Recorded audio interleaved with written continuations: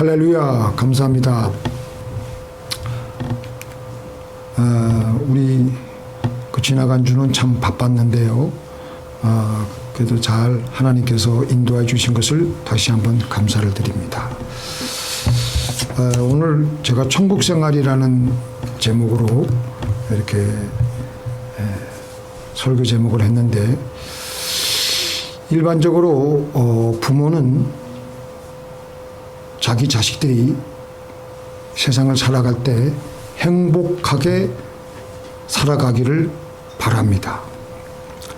그런데 우리의 진짜 아버지시는, 우리의 진짜 아버지가 누구시냐면은 하나님 아버지신데, 그 이상으로 우리가 이 땅에서도 행복하게 잘 살길 원하세요.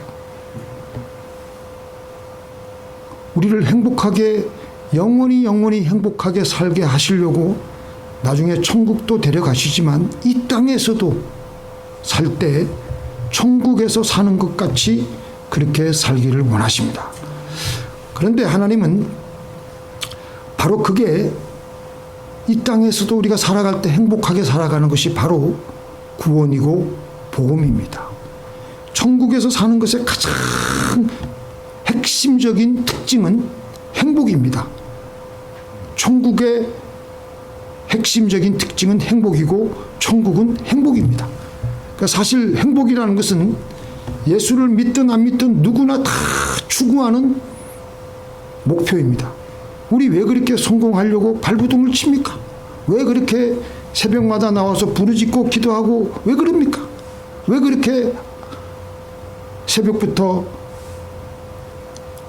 시장 3시부터 2시부터 나가서 그렇게 새벽장을 보고 왜 그렇게 해서 돈을 모으려고 하십니까? 행복하려고. 그래서 사람들의 최고 가치관과 꿈은 솔직히 말해서 행복입니다.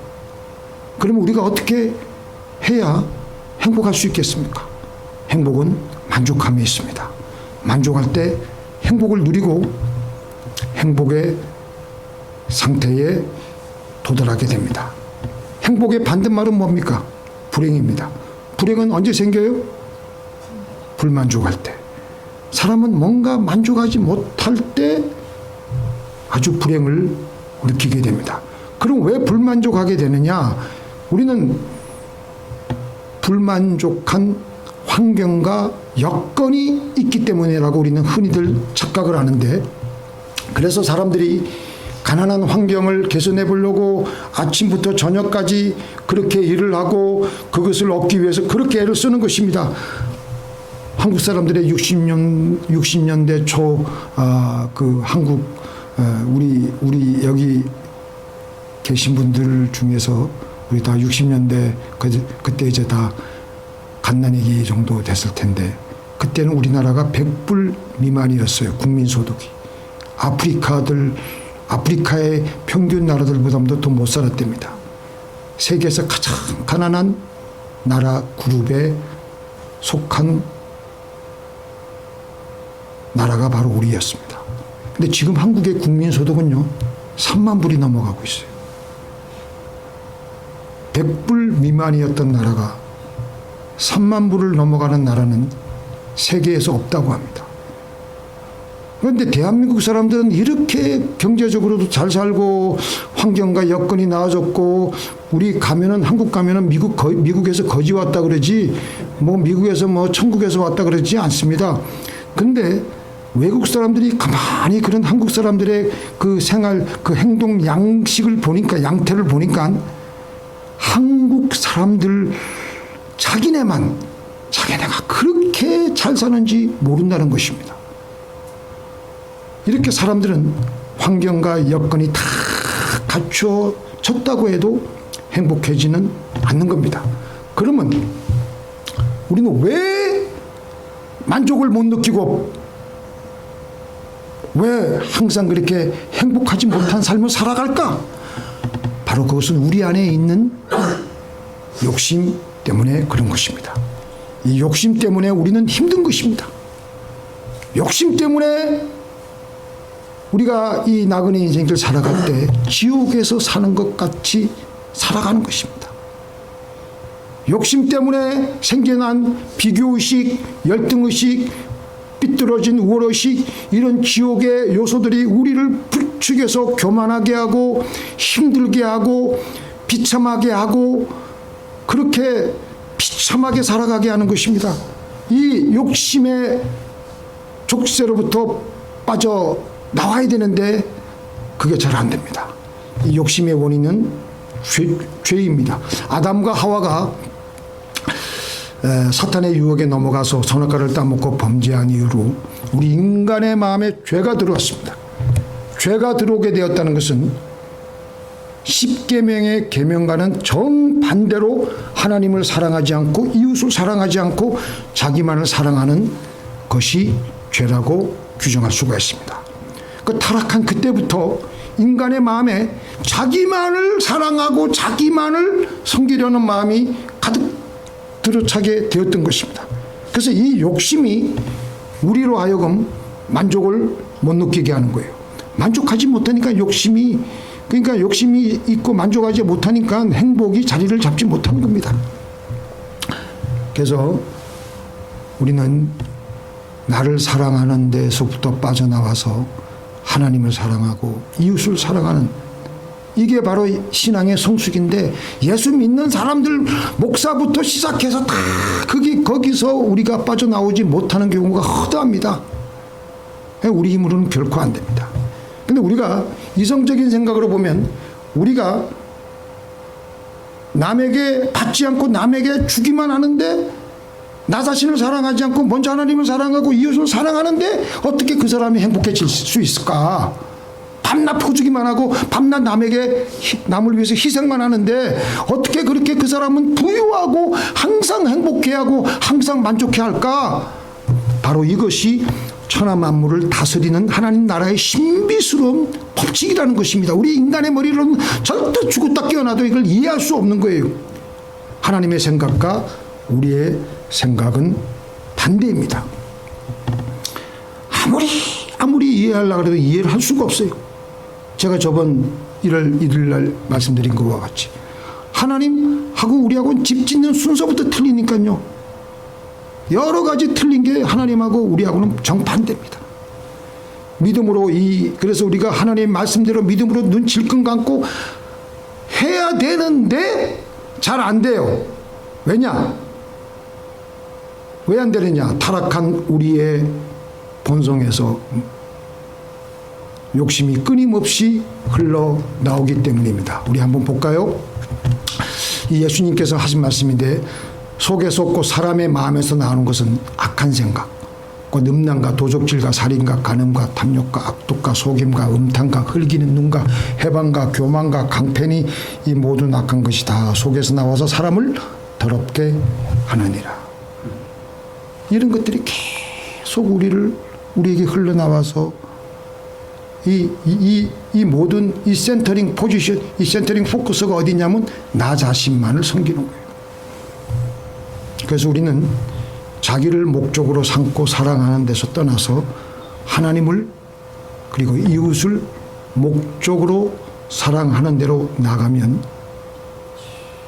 진정한 행복이 있는데 우리는 막상 그렇게 되질 않습니다. 왜냐하면 끊임없이 우리 마음의 본성에서는 이런 것들이 흘러나오기 때문에.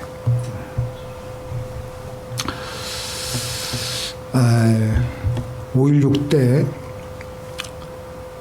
장도용 그때 혁명군 총사령관이었던 그 장도용 대장의 비서실장이었던 이인수 대령이 감옥에서 경험했던 이야기입니다. 어떤 사형수 둘을 극명하게 대조하면서 얘기하는데, 한 사형수가 있었어요. 자기는 이제 죽을 날을 받았습니다. 죽을 날을 받진 않았는데 자주간 한두 달 내에 죽는 건 알아. 그러니까 자기가 죽은 다음에 자기 몸뚱이를 의과대학 실험실에 넘기기로 하고 그 성금을 미리 받아가지고, 이 사람이 그 성금을 받아가지고 뭘 했느냐면 자기가 그렇게 감옥에서 먹고 싶어 했던 음식을 사가지고 감방 안에서 다른 배고픈 감방 동료들이 쳐다보는데 혼자만 먹는 거예요.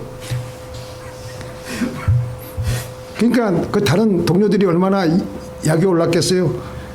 근데 이제 이 혼자만 먹는데 오케이 좋은데 혼자만 먹다가 배가 부르니까 다 못 먹는 거예요.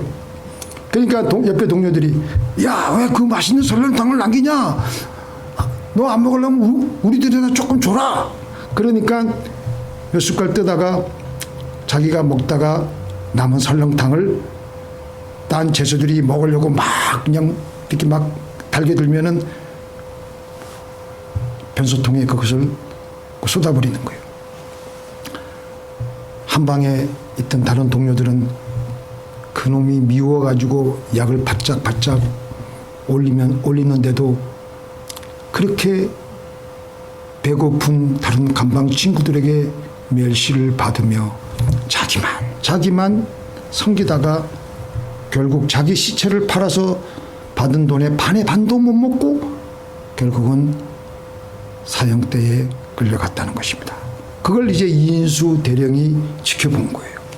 또 얼마 안 있다가 아주 거칠고 포악한 한 사형수가 들어왔어요.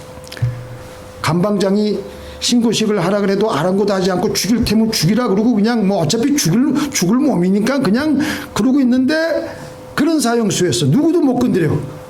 그런데 이 사람이 감방에 들어온 날부터 그 누나가 매일 면회를 오는 거예요. 왈보가 제발 예수님을 믿고 회개해라. 더 넣기 전에 회개하고 예수 믿어야 된다. 그러자 이 장왈복이라는 사형수가 누나 그따위 소리 하려거든 이제 더 이상 면회 오지 마. 내일 모레면 사형당할 놈이 무슨 뭐 회개해서 뭘 하냐 말이오. 그러니까 회개해야지. 왈보가 시간이 없다. 누님이나 회개 많이 해서 천당 많이 가슈.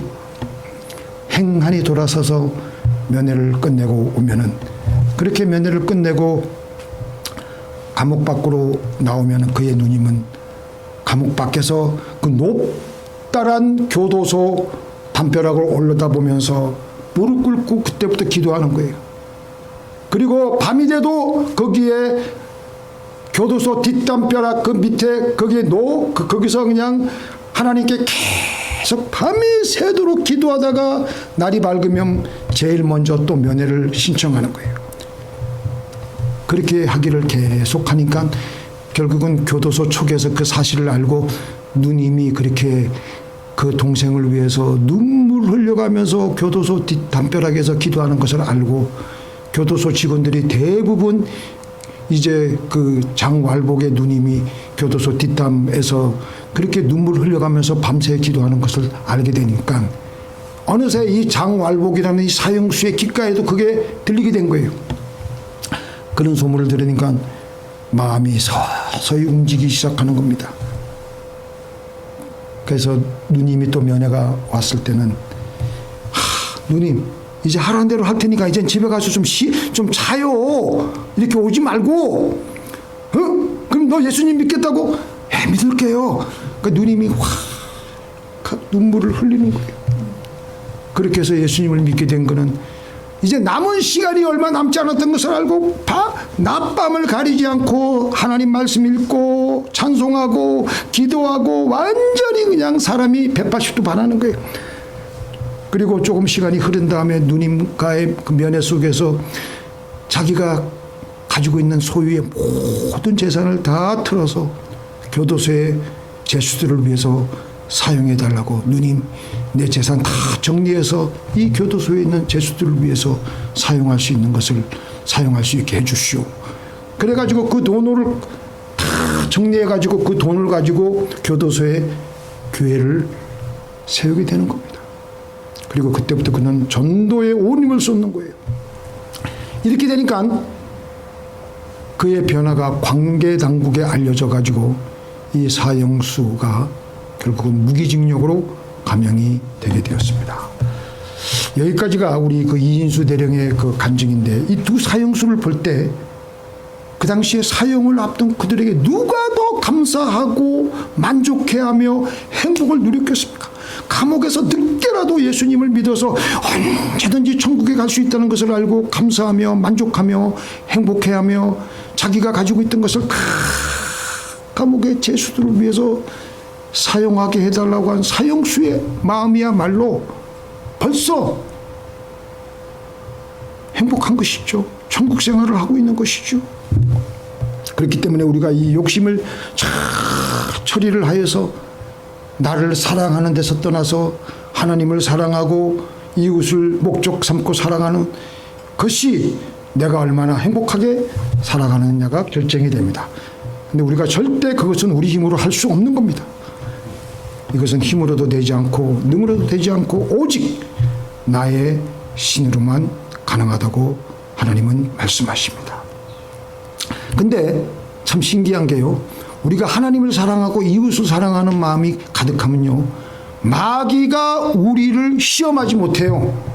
이게 우리의 영혼 속에 아이언돔이 설치가 돼가지고 마귀가 우리를 찝쩍거리고 섭섭하게 하는 마음이 막 들려고 할 때도 하나님을 먼저 사랑하고 이웃을 사랑하면요, 그런 마음이 왔다가도 다 맥없이 다 미리 쓰러져. 그래서 어떤 형편에서든지 자족할 수가 있게 됐고 마귀의 시험도 이길 수가 있게 되고 전천후적으로 행복한 사람이 되게 되는 것입니다. 우리가 왜 시험에 들고 우리가 왜 괴롭고 힘드냐, 나만 생각하니까 섭섭하고 힘들고 괴로운 겁니다. 그래서 사도 바울은 그 비결을 말하고 있는 거예요. 오늘 본문 말씀 보니까 내게 능력 주시는 자 안에서 내가 모든 것을 할 수가 있다. 이게 이제 두 가지 측면이 있는데, 첫 번째 측면은 수동적인 건데요, 내가 모든 것을 만족할 수 있다. 그런 측면이 있어요. 나중에 이제 두 번째 적극적인 건 제가 두 번째로 이제 말씀드리겠는데, 하나님이 내 영혼에 성령을 부어주시고 능력을 주시면 내 안에 들어있는 이 욕심에서 하나님을 사랑하고자 하는 욕심, 이웃을 사랑하고자 하는 욕심으로 뒤바뀌어지게 되므로 내가 비천에 처해도 풍부에 처해도 배가 고프고 배가 부르고 풍부하고 궁핍해도 다 모든 일에 내가 만족하고 자족한 겁니다. 왜냐하면 하나님의 성령이 우리에게 부어지기 때문에. 하나님의 형상대로 지원받은 우리에게 가장 중요한 것은요, 우리 안에 어떤 영으로 점령되어 있느냐에 따라서 우리는 그 영에 따라서 살아가게 됩니다. 이 영은 우리 마음의 설계도예요. 우리 몸의 설계도는 뭐예요? 생물 시간에 안 배우셨어요? DNA. 좀 유식한 말로 DNA. 우리가 밥을 먹고 뭐 여러 가지 영양소를 취하면 그 DNA 설계대로 우리가 쫙 이렇게 몸이 이렇게 나오잖아요. DNA 설계대로 몸이 자라고 몸의 기능이 그렇게 되는데, 우리 마음이, 우리의 영혼이 이 땅에서 어떻게 살아가고 어떤 마음을 먹게 하느냐는 우리 안에 어떤 영이 들어차 있느냐에 따라서 그대로 살아가는 거예요. 근데 우리 마음에 하나님의 영이 가득 들어차 있으면 아무리 불행해 보이는 조건 속에서도 그 속에서 행복한 요소를 발견하며 끊임없이 감사하며 만족해하며 하나님을 사랑하고 이웃을 사랑하게 되므로 행복을 느끼는 방향으로 마음이 그렇게 내 영혼이 나아가는 것입니다. 성령 없으면요, 아무리 행복하게 살려고 해도 욕심을 피우려고 내 힘으로 내 생각을 바꿔서 살려고 해도 안 됩니다. 다윗이 블레셋과의 전투에 나설 때였습니다. 적의 수중에 떨어진 자기의 고향 베들레헴을 보니까 거기에 고향에 있는 것들이 너무 그리웠고, 그 중에 자기가 어렸을 때 우물가에서 그 먹던 마시는 물이 너무너무 그리운 거예요. 그러니까 저 베들레헴 성문 곁에 있는 우물물을 누가 나에게 길어주어 내게 마실 수 있게 할꼬 탄식했어요. 그런데 그 탄식을 30명 부대에 속한 이들 가운데 3명의 장수는 그 탄식을 명령으로 받아들이고 그 블레셋 진을 뚫고 베들레헴 성문 곁에 있는 우물물을 길어가지고 다시 돌아와서 다윗에게 바치는 거예요. 근데 막상 다윗은 휘하 장수들이 또 물을 차마 마시지 못하는 거예요. 이것은 왜냐? 그들의 피와 생명이었기 때문에. 다윗은 그 물을 주님께 부어드리면서 주님, 이 물을 제가 어찌 감히 마시겠습니까? 이것은 목숨을 걸고 다녀온 새 용사의 피가 아니겠습니까? 그리고 그 모든 것을 하나님께 제사를 드리고 그 물을 하나님께 올려드리는 거예요. 다윗은 하나님을 그렇게 사랑하고 자기의 부하들을 자기 목숨처럼 사랑했는데 다윗의 내면은 어땠느냐? 시편 23편에 보니까 여호와는 나의 목자시니 내가 부족함이 없으리로다. 지금 다윗이 어떤 상황이었습니까? 사울에게 밤낮 쫓겨다니는 그 신세인데도 불구하고 하나님을 사랑하고 이웃을 사랑하니까 자기는 지금 부족함이 없다라는 거예요. 만족한다라는 거예요. 내가 부족함이 없으리로다. 그가 나를 푸른 초장에 누이시며 실만한 물가로 인도하시는도다. 불안이 없다라는 것입니다. 사랑 안에는 두려움이 없고 불안이 없습니다. 사울이 그렇게 나를 쫓아다니고 죽음의 위협에 있음에도 불안하지 않는 거예요. 그 처절한 전쟁터에서도 다윗은 늘 하나님께서 주시는 그 평안과 기쁨 가지고 천국 생활을 하는 겁니다. 본문에서 하나님이 바울에게 능력을, 성령을 부어주시니까 우리가 생각의 패러다임이 바뀌어야 돼. 내가 주일 첫 번째 설교에도 생각의 틀이 전환이 돼야 되는데 항상 우리는 내가 중심. 우리 사람들 만나도 내가 너보다 낫다. 나를 어떻게 신지 내가 섭섭하면 안 되지. 말은 안 해도 내 마음속에 그런 게 흘러나온다니까요. 근데 성령을 부어주시고 성령을 이렇게 우리가 흠뻑 부어주시면 우리의 마음이 바뀌는 거예요. 하나님을 사랑하고 이웃을 사랑하게 되므로 걸리적거리는 건 다 버리는 거예요. 욕심이 없어지는 거예요. 그래서 다른 모든 것은 다 사도 바울이 뭐라 그랬습니까? 배설물로 여긴다 그랬어요. 내가 어떤 형편에 처하든지 부에도 비천에도 나는 만족할 수가 있다. 감옥에 있으면 감옥에 있는 대로, 있으면 있는 대로 감사한 겁니다.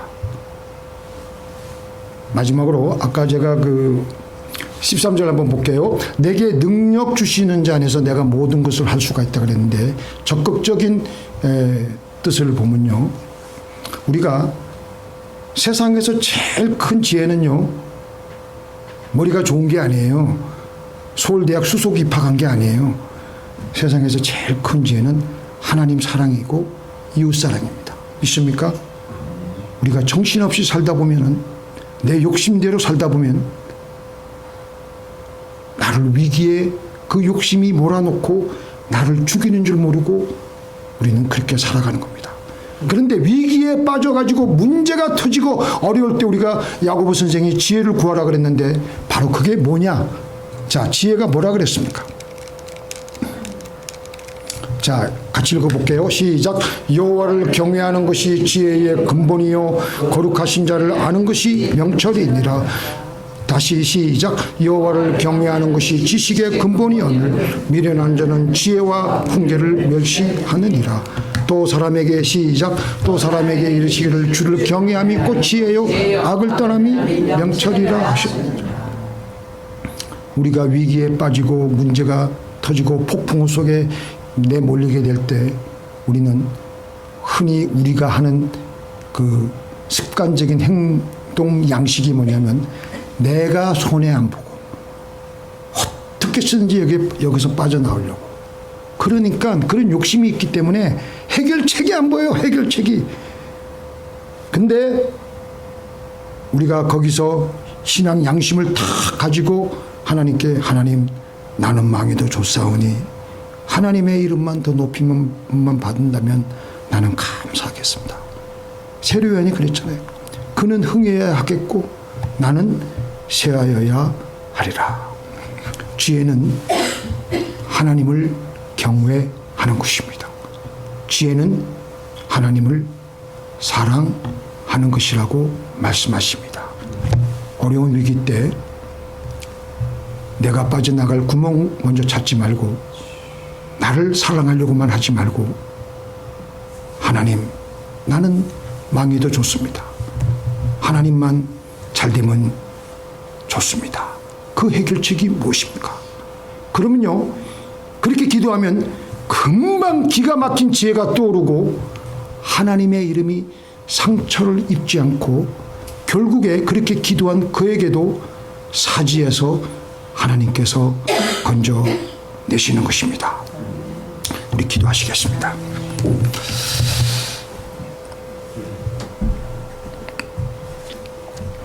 우리의 전능하신 하나님, 우리의 영혼이 나만 사랑하는 데서 그 타락한 본성의 마음의 패러다임에서 빠져나와서 하나님을 사랑하고 하나님을 목적 삼고 사랑하고 이웃을 목적 삼고 사랑하고 나 자신이 희생당하고 하늘의 미랄이 썩어져가는 그런 상황이라도 그런 마음으로 하나님을 섬기고 사랑하고 이웃을 섬기고 사랑할 때 세상에 우리가 두려울 것이 뭐가 있겠습니까? 세상의 마귀가 어떻게 우리를 감히 시험하고 농락할 수 있겠습니까? 우리가 행복하지 못했던 것은 욕심 때문이 아닙니까? 나를 사랑하려고만 하는 것 때문이 아니었습니까? 아버지 하나님, 주의 성령을 우리에게 부어주셔서 아버지 하나님, 우리 안에 어떠한 상황 속에서도 하나님께 감사하고 만족해하며 하나님께 행복하며 나갈 수 있는 바울의 그런 신앙을 우리에게도 허락하여 주시옵소서. 예수님의 이름으로 기도를 드리옵나이다.